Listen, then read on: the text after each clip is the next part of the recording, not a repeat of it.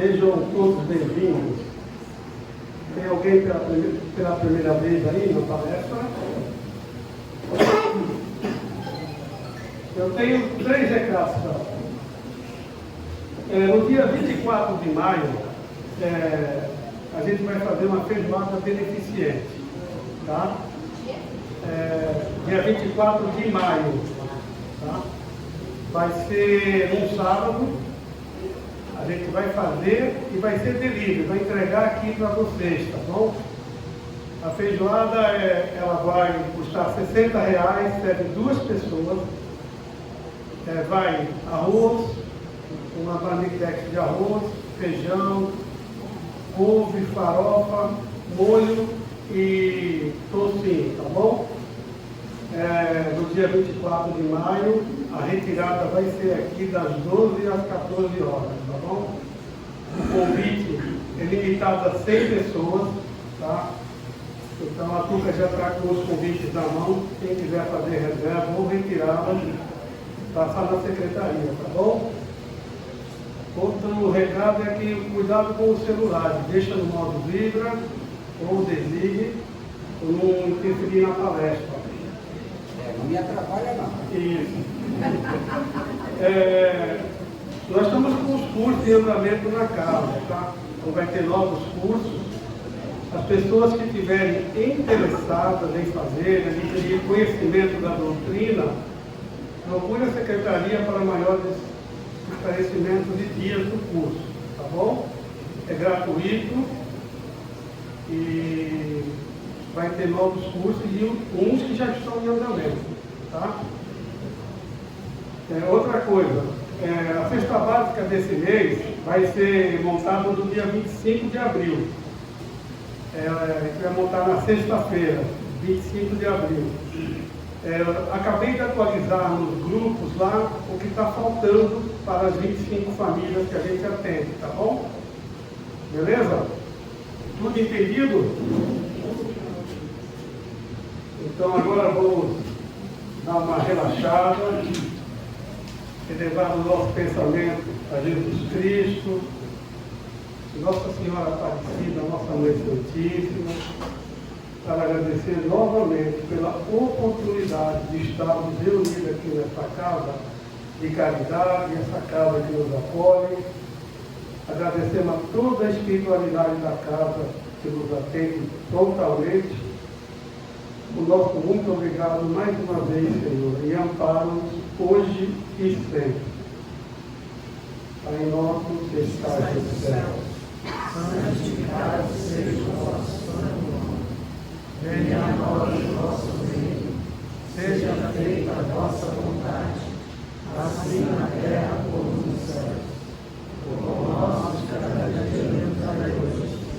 Perdoai as nossas dívidas, assim como devemos perdoar aos nossos devedores.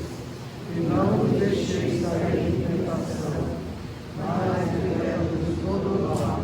Pois vosso reino, o poder e a glória para todos sempre. Que assim seja, graças a Deus. Quem vai estar conosco aqui novamente é o Fernando Martins Legal. A casa é sua, Fernando, pode ligar? A casa é minha? A casa é sua.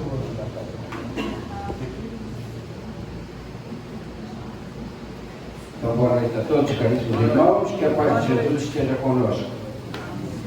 Eu vou falar hoje sobre o capítulo 4 do Evangelho segundo o Espiritismo. Ninguém pode ver o reino de Deus se não nascer de novo. Mas, antes de falarmos sobre este capítulo, eu queria falar sobre a Páscoa, uma coisa curtinha sobre, porque é um momento que nós estamos vivendo hoje, né? Vocês viram que ontem muita gente andava com uns raminhos, né? Que simbolizava o dia em que Jesus adentra Jerusalém e as pessoas recepcionavam as pessoas importantes, né, à entrada da cidade com esses ramos, né? E diziam Hosana, ou isto é, por favor nos salve. Então diziam para quem? Para um rei, para um príncipe que chegasse. Mas não nos iludamos, porque as pessoas são assim mesmo. Da mesma forma que recepcionaram Jesus com uma glória tão grande, recebendo com os ramos de flores, depois, 2 aliás, quase que uma semana depois, eles simplesmente jogam fora o ramo e começam a tirar pedras. Tá? Então foi isso que aconteceu, porque quando Jesus é preso, né, ele adentra Jerusalém no domingo de Ramos, ele é preso na quinta-feira, e sem processo, sem que fosse julgado nem nada, ele é morto na sexta-feira. E ao terceiro dia, no domingo, ele ressuscita. Uma outra coisa é o seguinte: nós espíritas, para nós espíritas, então, a coisa do ramo, do domingo de Ramos, não tem valor algum. Assim como a Páscoa. Nós não comemoramos Páscoa, tá? Quem comemora a Páscoa é judeu. Nós comemoramos a ressurreição de Jesus. Porque o feriado, a comemoração da Páscoa, já existia antes de Jesus. Era um dia em que eles louvavam a Deus por terem conseguido atravessar, isto é, fazer a passagem entre o Egito e a terra de Canaã, que era a terra prometida. Então, era a festa do Pachá. Jesus vai à festa de Páscoa. Todos os judeus vão à festa de Páscoa. Então nós não comemoramos Páscoa, por favor. Nós comemoramos a ressurreição de Cristo. E tinha um indivíduo até me dizendo que ia comemorar a Sexta-feira Santa. Vai comemorar a morte de Jesus? Pelo amor de Deus. Você pode, quando muito, né? Fazer uma homenagem a Cristo, orar, sei lá, fazer o que quiser, mas não se comemora a morte de ninguém, ainda mais da forma que foi. Então, foi um processo doloroso, mas Jesus tinha que passar por aquilo e ele sabia exatamente o que tinha que passar. Então, quando a gente estiver comemorando no domingo, vamos orar a Jesus, porque nós estamos comemorando a ressurreição. Foi a certeza que ele nos deu de que ninguém morria, nós continuaríamos vivendo. A ele foi possível ressuscitar porque conhecia as leis do universo. Nós não conhecemos ainda. Ele nos disse que tudo o que ele fazia nós poderíamos fazer também. E nós vamos fazer. Só que ainda estamos num mundo de expiações e provas, né? Do ponto de vista espiritual, nós somos ainda crianças. Nós não chegamos ainda ao ensino fundamental. Nós temos em mundos, o mundo primitivo, o mundo de expiações e provas, que é onde nós estamos.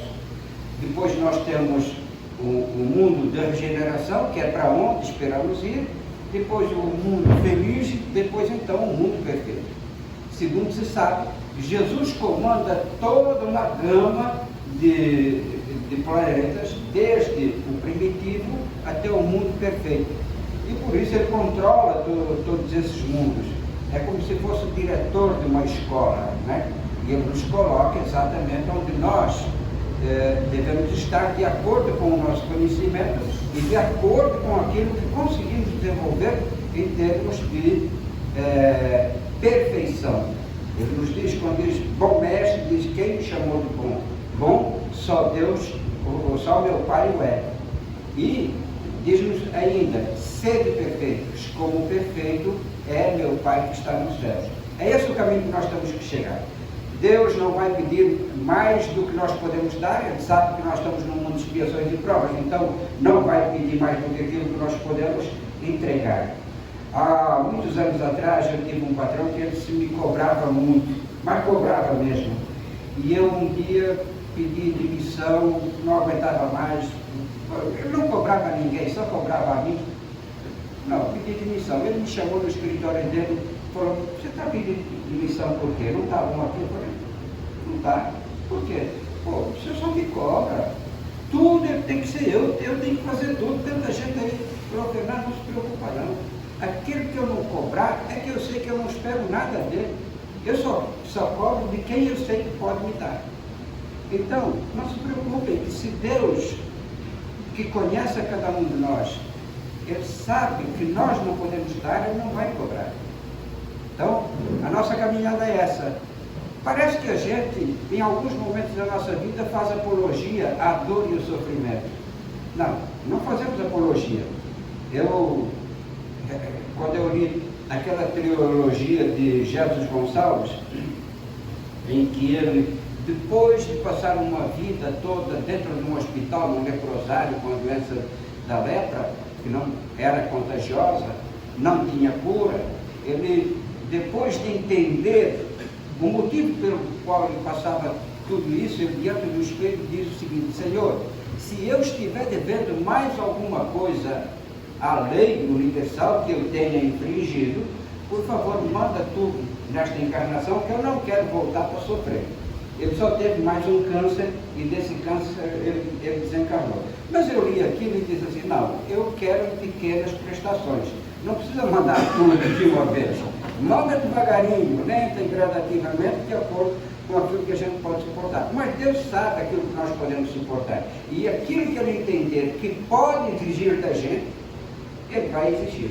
Por isso a gente passa por uma fase difícil e assim: meu Deus, como está difícil. Passado algum tempo, quando tivermos superado isso, vem outra mais difícil ainda. E a gente diz: aquela foi tão fácil, né? Esta agora está difícil. Mas há que entender, porque já trilhamos um caminho, já conhecemos o caminho, já sabemos. Se tivéssemos tomado outra decisão, com toda certeza, talvez não fosse tão doloroso. Mas nós somos exatamente os personagens da lei de Murphy. Se tivermos dois caminhos para fazer a mesma coisa, escolhemos sempre o errado, né? Não tenhamos a menor dúvida.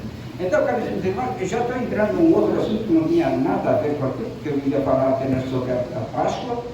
E não nos esqueçamos, é um dia sagrado, sim, é aquele dia em que nos é dada a certeza de que não morremos. Então, sobre este tema, ninguém pode ver o reino de Deus se não nascer de novo. Tem exatamente a ver com a Páscoa também. E diz o seguinte, então: isso está anotado em Mateus capítulo 16, versículos 13 e 17, e em Marcos capítulo 8, versículos 27 a 30. E apenas para curiosidade também, porque muita gente não sabe e faz confusão. Dos 4 evangelistas que nós temos, que são Mateus, Marcos, Lucas e João, só 2 seguiram Jesus. Só 2 acompanharam Jesus, Mateus e João. Lucas e Marcos nunca seguiram Jesus. Lucas era um médico, né? Ele vai seguir depois Paulo. Quando Paulo vai para Roma e está preso, as cartas de Paulo, quem as escreve é Lucas, tá? E Lucas é que difunde o Evangelho em Roma. E Marcos era um seguidor de Paulo também, e depois passa a seguir Pedro. Então, por que nós temos o Evangelho de Lucas e de Marcos?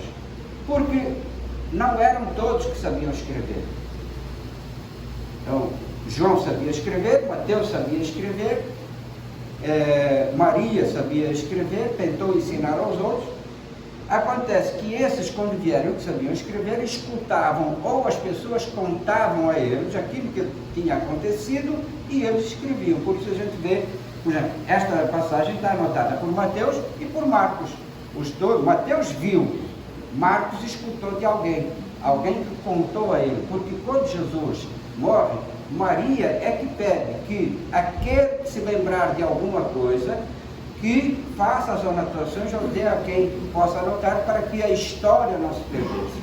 E aqui uma curiosidade: vocês já ouviram falar também muito que o Evangelho foi escrito, primeiro ele começou a ser escrito na época de Jesus mesmo. Mateus, que era um homem muito inteligente, começou a fazer as anotações de tudo.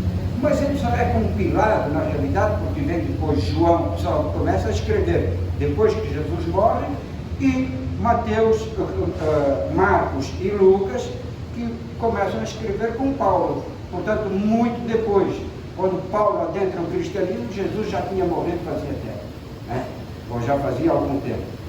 Então, a gente diz: mas o Evangelho foi compilado 30 anos depois da morte de Jesus. É verdade, sem dúvida.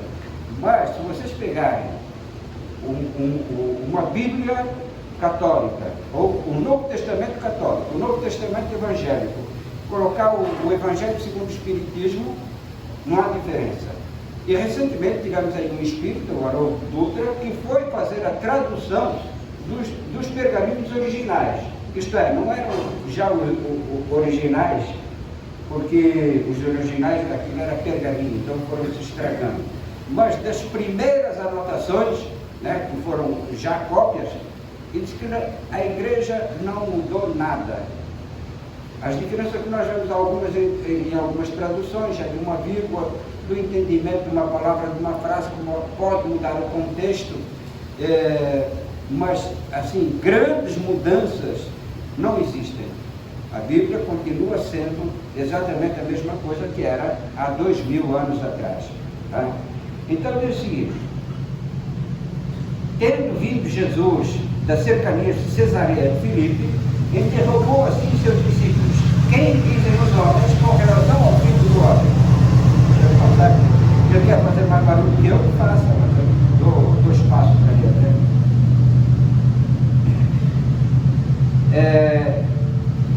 Quem dizem que eu sou? E eles responderam: dizem uns que é João Batista, outros que Elias, outros que Jeremias, ou alguns dos profetas. E perguntou-lhe então Jesus: e vós quem dizeis que eu sou? Simão Pedro, tomando a palavra, respondeu: tu és o Cristo, o Filho de Deus vivo. E replicou-lhe então Jesus: bem-aventurado és Simão, filho de Jonas, porque não foram a carne e o sangue que isso te revelaram, mas meu Pai que está nos céus. Aqui, por exemplo, é engraçado que diz: uns dizem que és João Batista. Não dá para entender, porque João Batista era contemporâneo de Jesus, eram primos, né? Tinham diferença de idade, 6 meses. Conversaram tanto, brincaram juntos. Depois de adultos, João Batista batiza Jesus. Como poderia ser Jesus João Batista? Não fazia sentido, né? Mas depois nós temos aqui o seguinte: seus discípulos então interrogam desta forma: por que dizem os escribas que é preciso que antes volte Elias?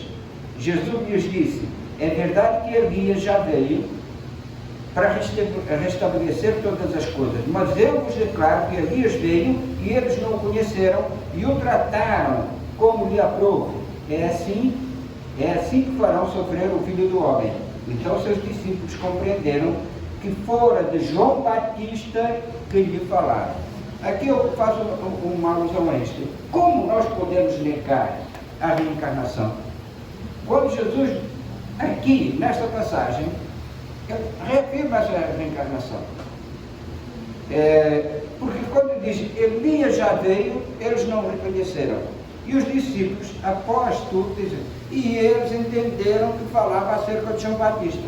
Elias já veio, não o reconheceram. Eles entenderam que falava acerca de João Batista. Portanto, João Batista era a reencarnação de Elias. Está claro? E onde Jesus, de outra forma, aborda também concretamente a reencarnação, é no tanque de Siloé, quando curam um cego de nascença. Quando, depois de curar o cego, os discípulos perguntam: Senhor, para que esse homem viesse cego? Para que esse homem viesse cego, quem teria pecado? Teria sido ele noutra vida ou os pais dele? Porque havia uma coisa, não, que passava de geração para geração, é que se alguém cometesse um crime, esse crime seria resgatado até a 5ª geração. Os seus descendentes pagariam por esse crime.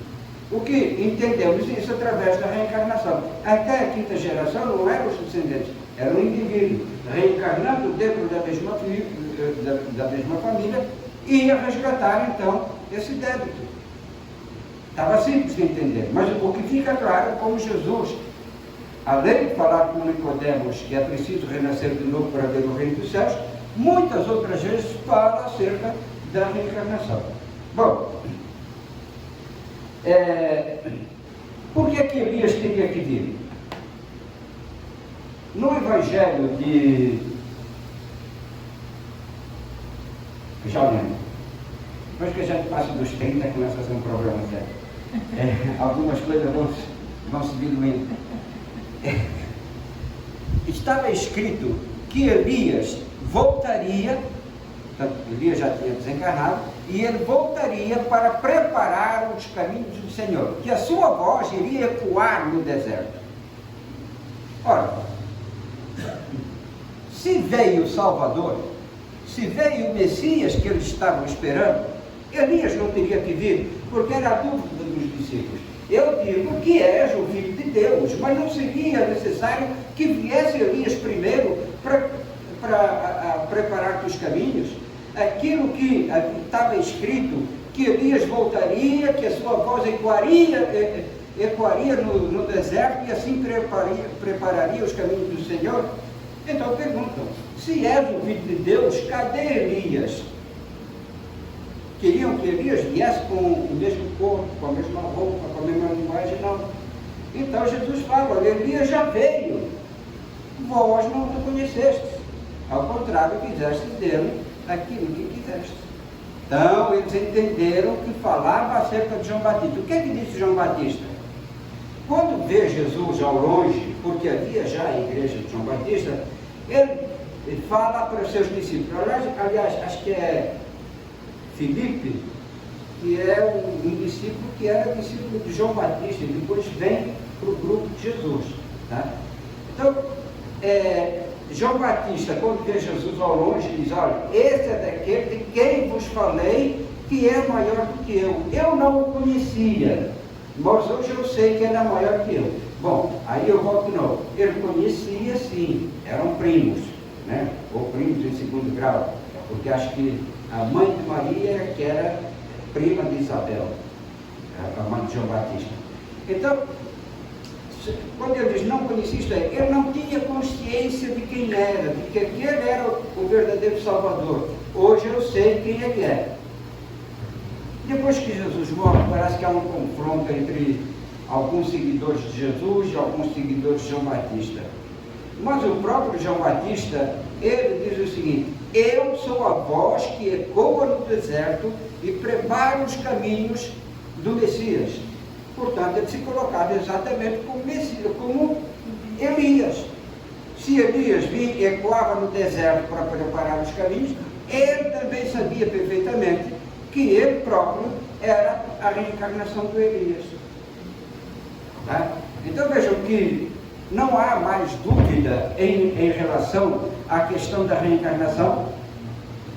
Primeiro porque, se nós cremos que Jesus era verdadeiramente o Salvador, e enquanto os judeus esperavam por alguém que viesse tirá-los do jugo romano, porque eles sofriam, vejam, eles tinham sido escravos no Egito, eles fogem do Egito, da escravidão, vêm para a terra de Canaã, e logo depois, 1500 anos depois, aproximadamente, eu não estava lá para fazer as contas, mas eles se tornam escravos dos romanos.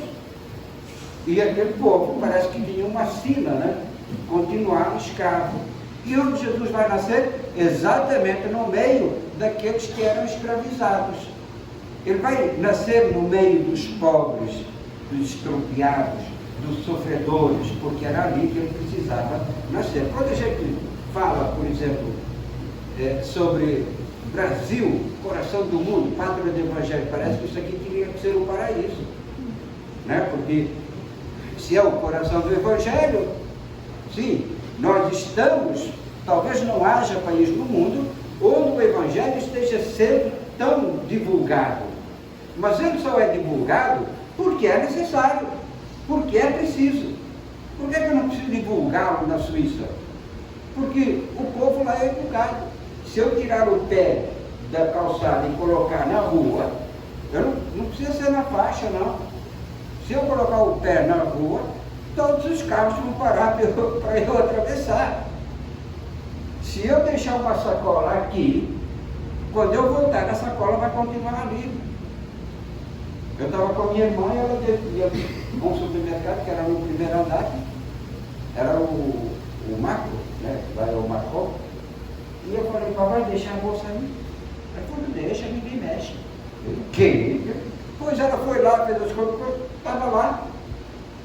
Aqui, se deixar, Pelo amor de Deus, é complicado. Por quê? Porque aqui nós precisamos, o Evangelho só é divulgado porque nós precisamos dele, porque senão não seria necessário. Por quê? Quando nós falamos em religião, não é o fato de estarmos dentro de uma religião que nos faz melhor. É absorver os seus ensinamentos, é que pode ou não fazermos melhores ou piores. Porque bem-aventurado é aquele que não precisa de religião alguma para ser bom. Né? Alguém que se transformou, alguém que evoluiu e que a sua vida seja de acordo com aquilo que o Evangelho nos ensina. Coisa que normalmente, mesmo apesar de conhecermos todo o Evangelho, não conseguimos fazer. Portanto, está aí a nossa necessidade. Jesus fez do Brasil realmente uma escola para que nós viéssemos aqui, para que nós nos propuséssemos a aprender, e com isso, claro, que Ele colocou aqueles que podem nos dar o Evangelho. Às vezes eu penso assim, meu Deus, como é que eu posso falar de Evangelho sendo eu tão imperfeito? Mas eu lembro, eu penso, se Jesus fosse esperar pessoas perfeitas para divulgar o Evangelho, Ele não daria 2 metros, não andaria 2 metros. Então tem que ser a partir de nós, que somos imperfeitos, que para vir falar aqui eu tenho que aprender, eu tenho que estudar, e isso vai fazer, pelo menos que, em teoria, eu absorvo o conhecimento. Depois a prática é um outro problema. Tá? Não pense que aquele que vem falar aqui de Evangelho que é perfeito, pelo contrário. Nós só estamos aqui porque precisamos, porque temos que ser os primeiros a escutar. Assim como os reinos de Deus, e aqui nós vamos entrar num outro ponto, é aquilo que eu disse há pouco, estamos num mundo de expiações e provas. E nós, pelo que sabemos, a partir de 2019, nós iniciamos um outro caminho. Ah, mas nós entramos no caminho da regeneração e continua tudo igual? Eu digo até pior. Exato. Porque adentramos apenas o caminho. Porque as forças do mal também... Eu estou para ver um indivíduo que seja tão persistente que nem um capeta. Ele sabe que nunca vai ganhar. Ele sabe que Deus vai sempre ganhar, mas ele sai todo dia de casa para tentar levar alguém com ele. Sabe que esse alguém um dia vai sair de lá porque nada daquilo que Deus criou se vai perder. Mas se eu ficar lá algum tempinho para ele já está bom. O indivíduo é persistente. Tá? Nós deveríamos ter essa persistência buscando o bem, e não conseguimos ter, porque ele sabe que pode ganhar uma batalha, 2 batalhas, mas a guerra jamais ele vai ganhar. O que o leva a continuar a caminhada dele, ou dos vários demônios que nós conhecemos? Nada, a sua própria satisfação, única e exclusivamente. E ele sabe que um dia também vai ter que sair de lá. Porque tudo quanto Deus criou foi para crescer, para evoluir. Nada se vai perder. Então, o fato de ele ser um espírito mau também é passageiro. Mas assim mesmo, e ele tem conhecimento disso, ele sai de casa e diz: quem é que eu vou atazanar hoje? E tem aquele povo que diz: eu estou com Deus, nada me atinge. Meu Deus, que povo! O capeta foi atazanar a vida de Jesus. Não vai atazanar a minha? Mas, pelo amor de Deus, alguém que tenha pachorra de atazanar a vida do Cristo no deserto, não vai atazanar a nossa vida, que somos extremamente imperfeitos. E quantas coisas erradas nós fazemos no dia a dia. É só você chegar em casa, olha para o espelho e começa a passar o dia. Vai ver se não vai ter vergonha de você mesmo. Vamos ter vergonha de muitas coisas que fizemos, que poderíamos ter evitado, e sabíamos que estávamos fazendo errado, apesar do conhecimento que nós temos. Então nós estamos aqui nesse planeta de provas e expiações.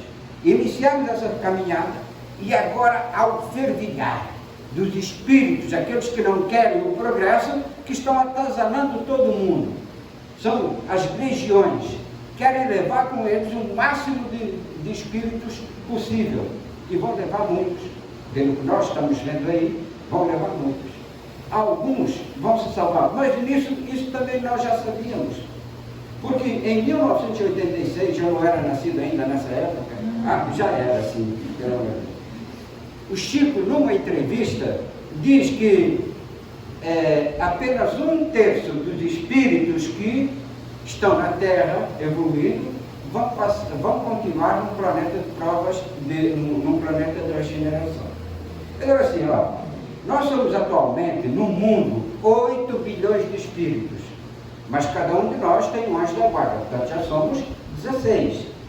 Cada um de nós tem o seu próprio obsessor, né? Então, junta mais 8 bilhões aí. Mas os espíritos estão no mundo espiritual, outros que estão também no mundo espiritual, mas nas zonas umbralinas, nós vamos chegar a uma média de 44 bilhões de espíritos evoluindo aqui na Terra. Isso significa que apenas, se 1/3, 15 bilhões de espíritos, entre aqueles que vão estar no mundo espiritual e aqueles que vão estar aqui na Terra, vão continuar o seu progresso, a sua evolução no mundo de regeneração. Os outros são, aí você diz o seguinte, se tiverem três pessoas conversando, você olhar para as três e houver um que seja bom, o outro que seja médio, que sejam melhores que você, diz, tira o cavalinho da chuva que você não vai. Um deles é que vai, tá? Então, não precisa, não vai ter ilusão. Certa vez a dona Zilda Gilquete falou assim, ela me falou que a mulher sofreu demais, pelo amor de Deus, perdeu os 2 únicos filhos no mesmo dia, num acidente de carro. Um acabava de se formar em engenheiro mecânico, o outro estava entrando na universidade nesse ano. E ela perdeu os 2 únicos filhos. E ela chegou no Chico de maca, né? Imagina, o marido dela tinha uma indústria de autopeças no ABC, andava na rua, parecia bobo. Largou a empresa, largou tudo, fechou tudo, ele não sabia mais o que ele fazia, para onde é que andava. E ela me disse certa vez, ali no Gonzaga, na livraria Pinto de Luz, onde a gente se encontrava, né?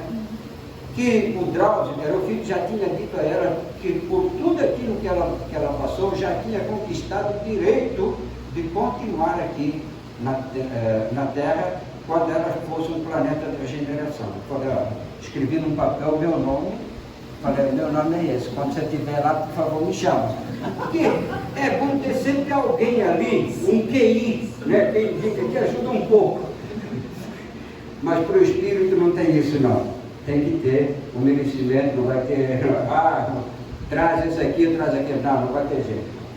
Assim mesmo, vocês sabem que há muitos espíritos que vêm para o mundo apenas porque alguém se compromete a vir com eles para ajudá-los. Uma vez uma senhora me disse o seguinte, Fernando, mas o meu marido é tão mal, mas tão mal. Ele faz as coisas por maldade mesmo. E não é só na família, não. Ele uma vez ficou brigado com o filho, sem falar com o filho, por causa de uma pedra de gelo. 1 ano. Já viram o que é a ignorância? Não fala com o filho durante 1 ano por causa de uma pedra de gelo, porque pediu que o filho trouxesse um isqueiro, falou, o filho foi lá e pegou. Trouxe o isqueiro, trouxe um bolinho com gelo. Ele disse assim, põe o gelo, não pode? O filho olhou para ele e falou, ué, está aleijado da mão, não vai levantar o copo, pega o gelo e põe aí dentro. Custa muito colocar? Não custa colocar, mas por que não coloca logo? Começou uma discussão que ficou gravíssima e pai e filho ficaram sem se falar durante 1 ano. Então a esposa me disse, ele é tão mal, mas tão mal, que às vezes ele chegava em uma empresa, chegava o caminhoneiro, ele pegava a nota fiscal e dizia assim, só vou te descarregar amanhã. E ele já estava com a nota fiscal na mão, o motorista não ia para lugar nenhum. E fazia isso por maldade. Então, vejam, como é que a gente... E ela me disse, olha, mas ele é mal demais. Eu disse, não, você não pode pensar o quanto ele é mal hoje. Você se propôs a receber da forma que ele é. Imagina que ele está muito melhor do que era antes. Porque alguém veio aqui e conseguiu recebê-lo e acompanhar. Aliás, ele era mal com as irmãs, com a irmã, uma vez pediu para a irmã, mandou a irmã passar uma camisa. E quando a camisa veio, ela achou que estava mal passada, amassou, falou, está mal passada. Era assim, desde jovem. Então veja, o que é um tipo de um espírito desse? É rebelde mesmo, alguém que vem revoltado. Um tipo de espírito desse não pode continuar, não pode ir para um planeta onde haja apenas amor, porque ele vai destoar com tudo.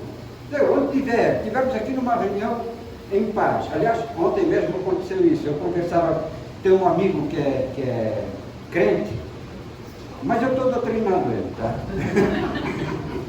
Não, porque ele veio para mim, me faz uma pergunta: como é que o Espiritismo vê isso? E eu explico, e ele concorda. Já foi comigo, assistiu uma palestra, depois foi numa reunião de vibração, daqui a pouco ele está indo direto. Estou doutrinando realmente. Então, e nós estamos três conversando exatamente sobre doutrina. Chega uma pessoa, começa com um assunto aleatório, estragou a nossa reunião. É isso que acontece. Quando há alguém com um pensamento, com um assunto, etc., totalmente distorcido daquilo que você está fazendo, aquilo que você estiver fazendo vai por água abaixo. É por isso que tem que haver aquela coisa do semelhante atrai semelhante. Né? Um bêbado gosta de andar com quem? Com outro bêbado. Meu Deus, eles vão tropeçar juntos, eles vão pro bar juntos, vão tomar a mesma coisa. Um médico gosta de andar com quem? Com um médico, vai ser um papo tenebroso, né? Remédios, doença, câncer, enfim, esse tipo de... Mas eles vão gostar de conversar entre eles. Então, semelhante atrai semelhante. É por isso que não há como misturar. Quando a gente, parece que não, mas nós mesmos temos empatia, às vezes, com certo tipo de pessoas e temos antipatia com outras. Né? Há pessoas que chegam assim para nós, não gostei da vibração. Né? Ou como a pessoa falou, como a pessoa olhou, enfim, já aquela antipatia, às vezes gratuita. Não sei porque que não vou com a cara desse indivíduo. No entanto, nossa, parece um indivíduo simpático, parece uma pessoa boa. Claro, isso é que faz parte do nosso meio, do nosso círculo, e está mais ou menos de acordo com a nossa forma de pensar, a forma em que nós nos comportamos no mundo, isto é, estamos mais ou menos no mesmo nível de evolução. Não quero dizer que seja bom ou que seja mal, mas dentro do mesmo nível, mais ou menos dentro do mesmo nível. E o mundo vai continuar a ser assim. Mas nós temos e sabemos perfeitamente que quando Jesus diz que há muitas moradas na casa do Pai, que é preciso renascer de novo para ver o reino dos céus, diz que há muitas moradas na casa do Pai. E são essas moradas que Ele nos propõe através do mundo em que nós vamos adentrar, queira Deus todos nós possamos continuar a nossa caminhada, né? Quero que não, muitos de nós não conseguiremos, mas que há um mundo mais perfeito, mais feliz do que aquele em que nós vivemos. Porque este mundo, como o próprio nome o descreve, expiação, prova, expiação dos erros que eu cometi, das faltas que eu cometi, eu tenho que expiá-las, eu tenho que resgatá-las, eu tenho que pagá-las, porque quem com ferro fere, com ferro será ferido. E a prova é o quê? Aquilo que a gente faz praticamente todos os dias e que a gente chega à conclusão que não aprendemos porcaria nenhuma. Estamos aqui, lemos o Evangelho, tivemos um contato com alguém e este é o aprendizado. Depois vem a prova. A prova é que diz se nós realmente aprendemos ou não aprendemos, tal qual alunos. Estamos aprendendo no dia a dia e depois eu passei por uma fase muito difícil na minha vida. Não passei na prova. Hoje eu sei que não passei na prova. Porque se eu for pensar naquilo que eu conhecia e a forma como eu me portei diante do problema, eu reprovei. E quero crer que não tenha sido só eu, né? Porque não vejo ninguém com asas aqui. E quando Jesus diz que este é o Brasil, o coração do mundo, pátria do Evangelho, e Ismael vai até ele e diz: Senhor, o que é que estão fazendo? Trouxeste um povo ordeiro, trabalhador, estão escravizando, estão colocando um pelourinho. Ismael, eu já te falei que essa terra está ligada ao meu coração para toda a eternidade.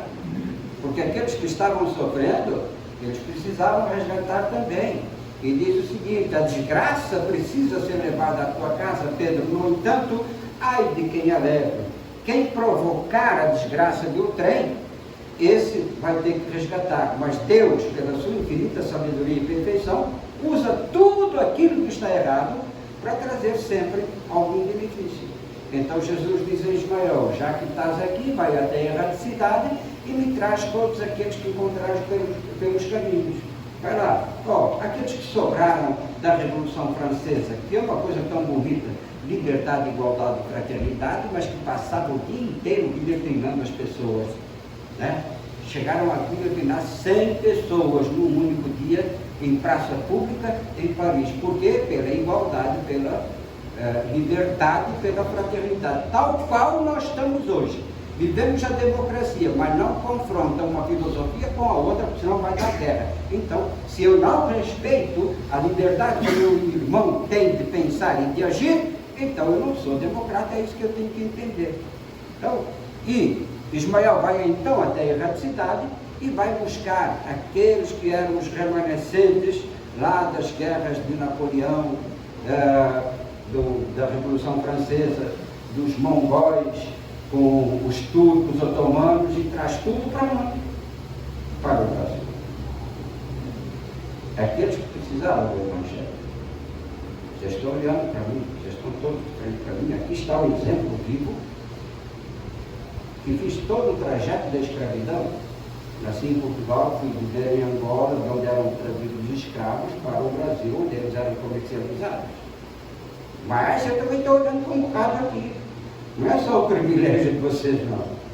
Porque cada um de nós sabe perfeitamente que, pelo simples motivo de estar aqui, sabe que tem deficiências. Sabe que não vai encontrar perfeição. Você pega, por exemplo, o marido, aquela paixão daqui a um tempo já é um traste. Né? A esposa, a mesma coisa. O que é que nos salva? O filho. O filho é sempre perfeito. Se ele errar, não foi ele, não, foram os companheiros. Porque ele é um menino perfeito. Ele tem um probleminha, porque ele gosta de maconha, né? Mas o coração dele é de ouro. Entendeu? Temos sempre uma desculpa para aqueles que não são casa, que eles estão ligados a nós pelo laço consanguíneo. Esposa não está ligada pelo laço consanguíneo. Sogra muito menos, essa já está longe. Tá? Aí o laço já está longe. Então, caríssimos irmãos, não adianta, porque nós estamos buscando o nosso caminho, mas o simples fato de saber que estamos na Terra é porque nós temos dívidas ou porque nós temos necessidade de aprender. É bom que Deus exija da gente, porque Ele vai exigir aquilo que nós apenas temos para dar de dentro de nós. Porque Ele nunca nos dá um fardo mais pesado do que forças nós temos para carregar. Queremos seguir adiante e passar então para esse mundo que nós dizemos ser então o mundo da regeneração. Claro que nós queremos, mas ninguém vai ganhar no dia salvo. Todos nós teremos que conquistá-lo passo a passo, degrau a degrau. Todos nós teremos que burilar as imperfeições que ainda existem em nós. Nenhum de nós pode abrir a boca e dizer que é perfeito, porque Jesus diz: perfeito, bom, só Deus o é. Sede então vós perfeitos, como perfeito é vosso Pai. Ora, Ele tem o dom do conhecimento, da sabedoria, da criação das próprias leis e da criação de cada um de nós. Qual será a criatura que pode comparar-se ao seu Criador?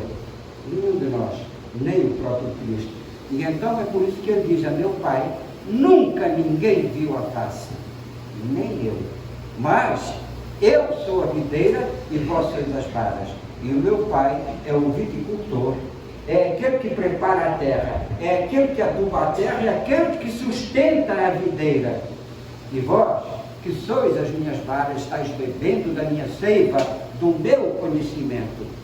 E tudo quanto nós absorvemos dele, principalmente neste momento, que foi um momento tão crítico, mas um momento tão exponencial para o cristianismo, para a doutrina que nós vivemos, é nisso que nós precisamos basear-nos. Ver que a proposta de vida dele e tudo por quanto passou, teve apenas um motivo: ensinar-nos. O conhecimento que ele nos trazia era a seiva. Nós somos as vagas, bebendo da sua seiva, do seu conhecimento, da sua água que é cristalina.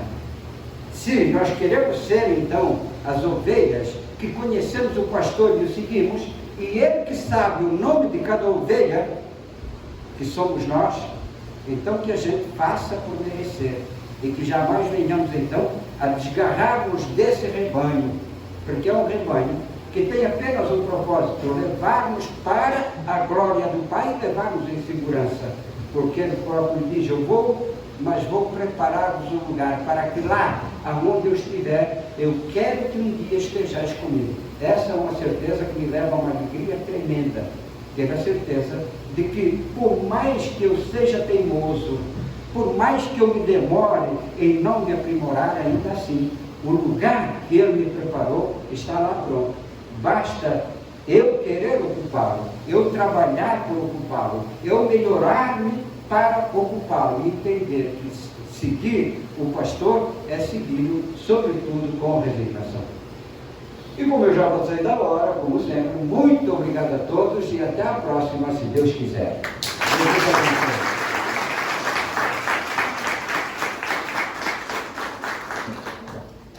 Assim, com palmas, da próxima vez eu vou dobrar o meu cachê. Agradecemos ao Senhor novamente, mestre amado, por mais esse dia de nossas vidas, por mais esse momento.